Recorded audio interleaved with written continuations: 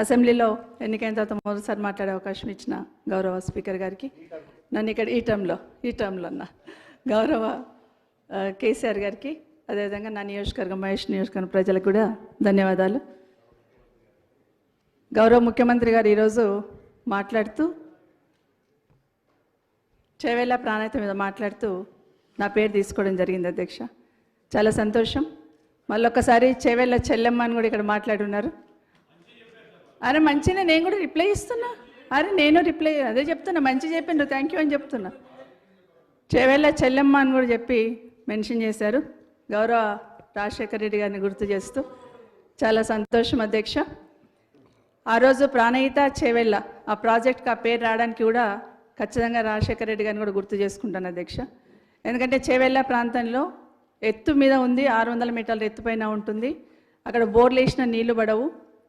East Godavari పోతున్నప్పుడల్లా Rajasekhara Reddy గారితో share చేసుకునేదాన్ని అధ్యక్ష.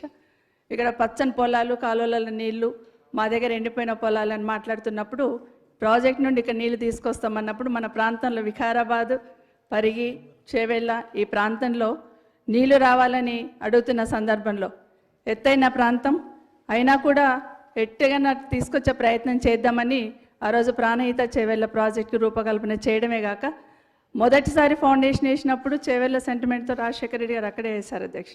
చాలా సంతోషపడ్డాను అధ్యక్ష. ఎందుకంటే ఆ ప్రాంతంలో సాగునీరు వస్తే ఆ ప్రాంతం రైతులకు మేలు జరుగుతుంది.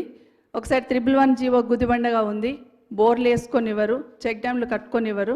కనీసం ఈ ప్రాజెక్ట్ ద్వారా వస్తేనన్నా ఆ ప్రాంతం బాగుపడుతుందని సంతోషపడ్డాం అధ్యక్ష.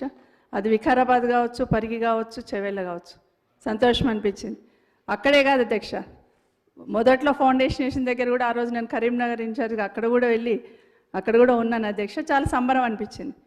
తర్వాత తెలంగాణ రాష్ట్రం సాధించిన తర్వాత ఆ ప్రాజెక్ట్లో టేలెంట్ ఉంది, ఇవ్వలేమని అప్పుడున్న ప్రభుత్వం క్యాన్సిల్ చేస్తున్న సందర్భంలో మీరు, మీతో పాటు రామ్మోహన్ రెడ్డి గారు, రాజేంద్రనాథ్ ఎమ్మెల్యే గారు అందరం కూడా కలిసి ఆ రోజు ఆ టన్నల్ విజిట్ చేయడం, ఖచ్చితంగా నీళ్ళు ఇవ్వాలని అడిగాం అధ్యక్ష, ఖచ్చితంగా ఇవ్వాల్సిందని.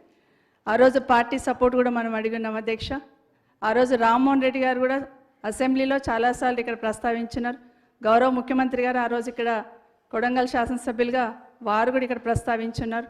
కానీ ఆ రోజు క్యాన్సిల్ అయిన తర్వాత పాలమూరు రంగారెడ్డి నుండి ఈ ప్రాంతానికి నీళ్లు దగ్గరలో ఉంటుంది, ఇస్తామని చెప్పినప్పుడు రామ్మోహన్ రెడ్డి గారు అసెంబ్లీలో మాట్లాడిన తర్వాత మళ్ళీ ఆ రోజు గౌరవ ముఖ్యమంత్రి కేసీఆర్ గారు, ఆ రోజున్న గౌరవ ముఖ్యమంత్రి గారు రామ్మోహన్ రెడ్డి గారితో కూడా మాట్లాడి అక్కడ నుండి అయితే దగ్గర ఉంటుంది, దగ్గర నుండి తీసుకోవచ్చు, రిజర్వాయర్స్ అక్కడ కట్టవచ్చు అని మాట్లాడుతున్న సందర్భంలో ఆ రోజు ప్రభుత్వం తీసుకున్న నిర్ణయాన్ని అందరు కూడా ఇక్కడున్న అసెంబ్లీలో ఉన్న గౌరవ శాసనసభ్యులు ఆ రోజు రామ్మోహన్ రెడ్డి గారు కావచ్చు, గౌరవ ముఖ్యమంత్రి గారు కూడా ఇక్కడే ఉన్నారు అధ్యక్ష, రేవంత్ రెడ్డి గారు కూడా ఇక్కడే ఉన్నారు అధ్యక్ష.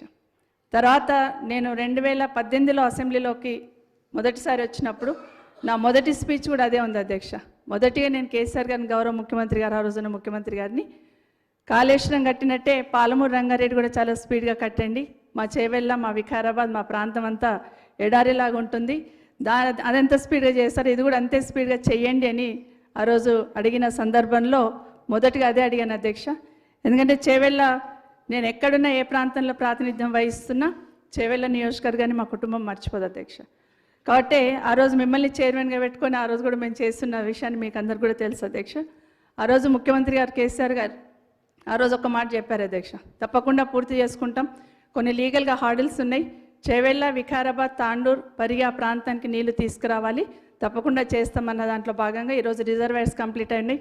గౌరవ ముఖ్యమంత్రి గారికి ఈ సభా వేదిక నుండి మీ ద్వారా విజ్ఞప్తి అధ్యక్ష, రిజర్వాయర్స్ కంప్లీట్ అయి ఉన్నాయి కాబట్టి వీలైనంత తొందరగా కాలువలు తవ్వి ఆ ప్రాంతానికి సాగునీరు అందించమని గౌరవ ముఖ్యమంత్రి గారికి విజ్ఞప్తి చేస్తున్నాను అధ్యక్ష. Thank you madam.